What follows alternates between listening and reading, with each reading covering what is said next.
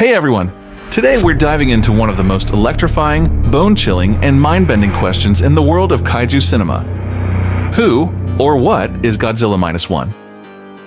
Buckle up, because this isn't just another Godzilla movie breakdown. This is a deep, dark, and disturbingly fascinating journey into the origins, symbolism, and sheer apocalyptic terror of Toho's latest reimagining of the King of the Monsters. If you thought you knew Godzilla, think again.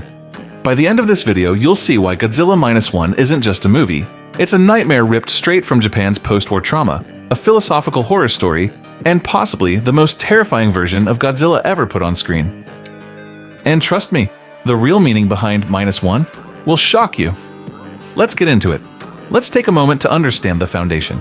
Godzilla Minus One is not part of Legendary's MonsterVerse, nor is it a continuation of Toho's Shin Godzilla 2016.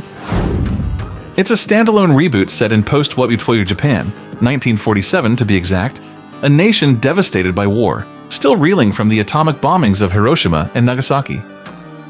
And into this broken, hollowed-out world, a new terror emerges: Godzilla.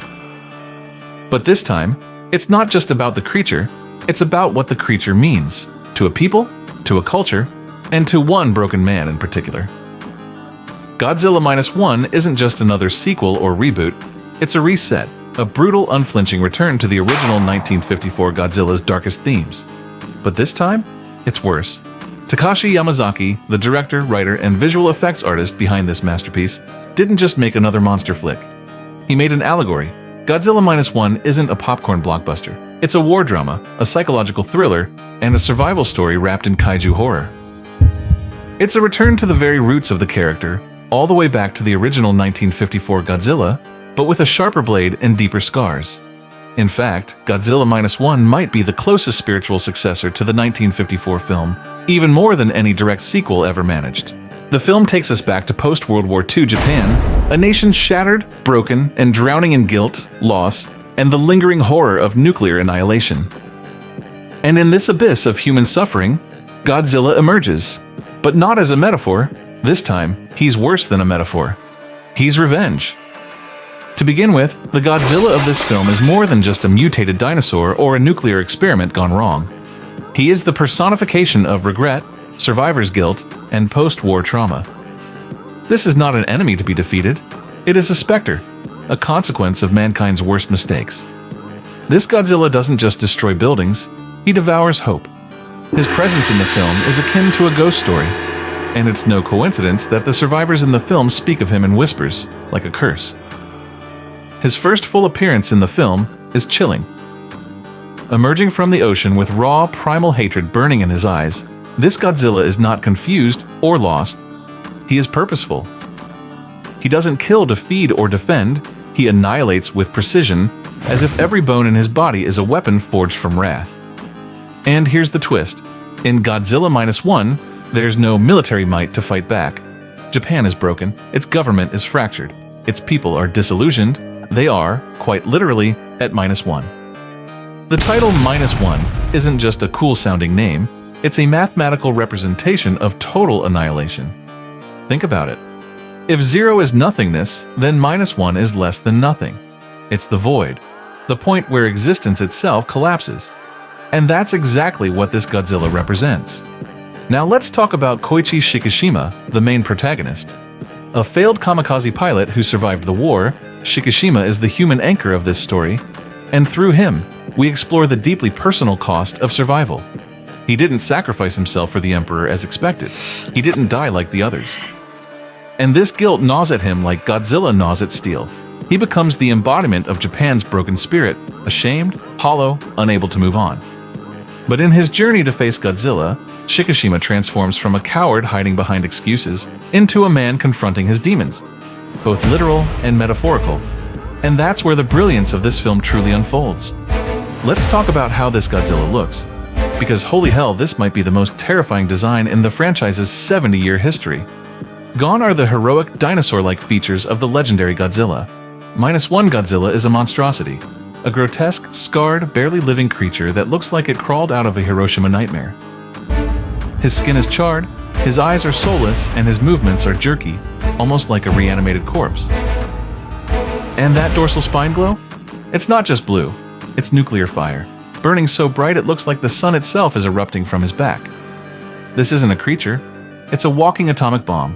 Godzilla, in this story, is Shikishima's guilt. He is every regret, every flashback, every moment Shikishima flinches when he hears the roar. This is not a coincidence, it's symbolic.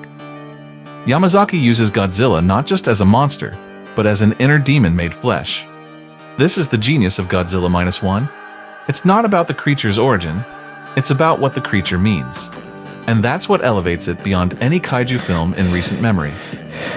And let's not overlook the visual presentation. This Godzilla is arguably the most viscerally terrifying design ever put to screen. From the moment he steps onto land, you feel the dread crawl up your spine. His scars, burned into his skin by prior atomic trauma, are grotesque, malformed. He doesn't just look like a monster, he looks like a victim of humanity's sins. His atomic breath, when unleashed, isn't a colorful light show, it's apocalyptic. Entire city blocks are vaporized in seconds. The mushroom cloud visuals are an explicit callback to Hiroshima and Nagasaki. This is not popcorn action, this is horror.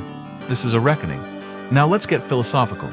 Because Godzilla -1 isn't just a monster movie, it's a psychological horror film. The original 1954 Godzilla was a metaphor for the atomic bomb, but -1 takes it further. This Godzilla is Japan's collective PTSD given form. He's the guilt of war, the shame of defeat, and the inescapable horror of history repeating itself. And here's the real kicker.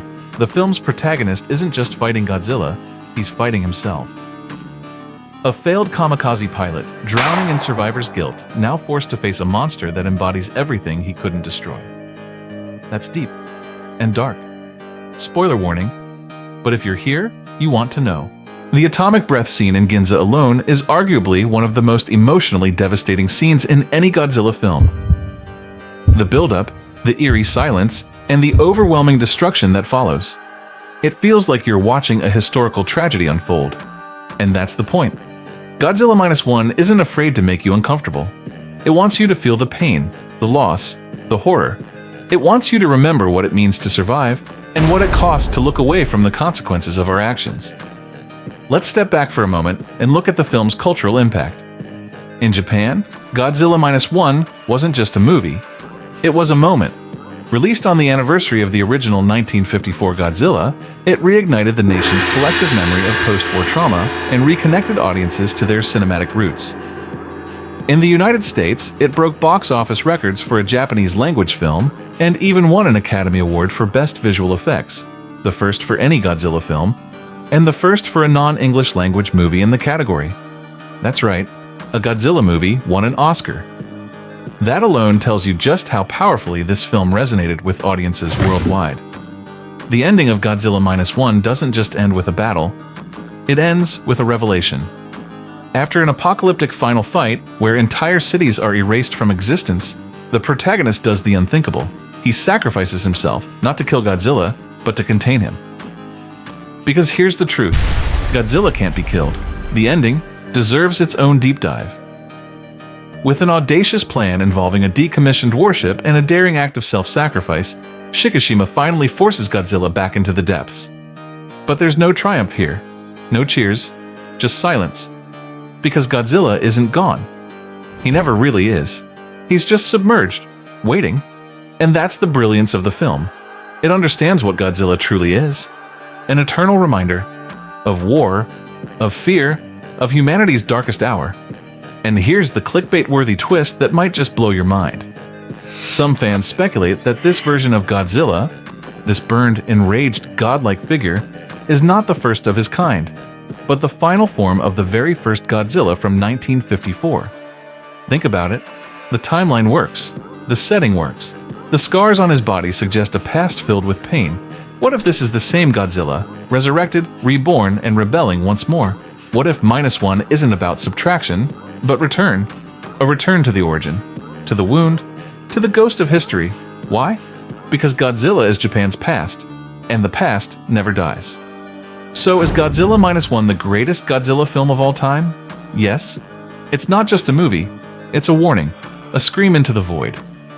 A reminder that some horrors never fade. He is a ghost, a punishment, a manifestation of our guilt. He is every decision we regret, every chance we didn't take, every life we didn't save. He is history roaring back with vengeance, wrapped in scales and radiation. And through Shikishima's journey, we learn that Godzilla isn't just something to be fought, it's something to be understood, something to be faced. One of the most striking messages of the film is that survival isn't always victory. Sometimes survival is a burden, and Godzilla in this film is the embodiment of that burden. He is the weight of history crashing through our modern world. And yet, even amidst the despair, there is a message of hope. Buried under rubble, scorched into the earth. When Shikishima finally confronts Godzilla, it's not about revenge, it's about closure. It's about finding the courage to move on. And if you still think Godzilla is just a big lizard that fights other monsters, then you haven't been paying attention. This is not your typical kaiju, this is not a comic book hero, this is not the Godzilla who fist bumps King Kong. This is the end of the road. The abyss staring back. And if you thought you knew Godzilla, think again.